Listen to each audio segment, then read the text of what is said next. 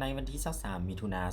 2026ที่โรงแรมจำปาสักแกนนครปากเซแขวงจำปาสักกระทรวงการเงินได้จัดกองประชุมสัมมนาสร้างความเข้มแข็งด้านภาวะความเป็นผู้นำติดพันกับการส่งเสริมความก้าวหน้าของแม่หญิงให้คะแนนการเงินโดยการเข้าร่วมเป็นประธานของทานนางเพชรสมรสอนคณะประจำภาคกระทรวงหัวหน้าศูนย์สถิติแห่งชาติมีคณะสหพันธ์แม่หญิงกระทรวงการเงินรองหัวหน้าองค์การบรรดาทานคณะกรรมาธิการเพื่อความก้าวหน้าของแม่หญิงและแม่เด็กบรรดากรมอ้อมข้างกระทรวงการเงินและนักสัมมนากรจากแผนกการเงิน6แขวงภาคกลางและภาคใต้เข้าร่วมทั้งหมด60ทานโอกาสนี้ท่านนางเพชรสมรสอนคณะประจำภาคกระทรวงได้กล่าวเปิดกองประชุมได้ให้รู้ว่าเพื่อพัฒนาศักยภาพของพนักงานเพศหญิงในแขนงการเงินให้ก้าวขึ้นเป็นผู้นำที่มีคุณภาพและมีประสิทธิภาพสูงเน้นใส่เสื่อมสารเวียกงานบทบาทหญิงชายความเสมอภาพและความยุติธรรมเข้าในการปฏิบัติเวียกงานตามพระบทบาทยกระดับความรู้ความสามารถให้มีความนักแน่นเข้มแข็งในเวียกงานบทบาทหญิงชายความเสมอภาพหญิงชาย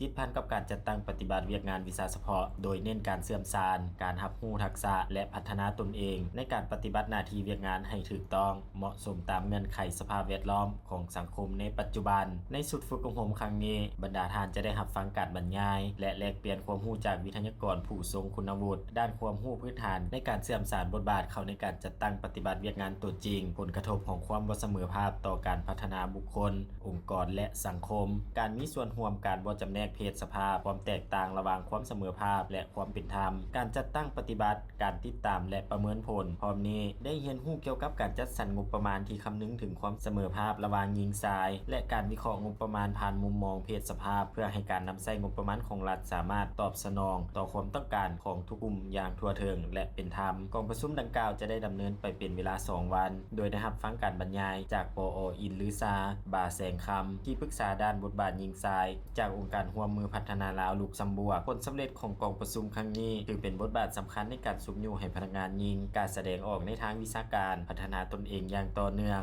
และสามารถก้าวขึ้นสู่การเป็นผู้นำในการตัดสินปัญหาเคียงบ่าเคียงไหลกับเพศชายในการนำพาสีนำเวียกงานแขนงการเงินให้เติบใหญ่เข้มแข็งอย่างบ่หยุดยั้ง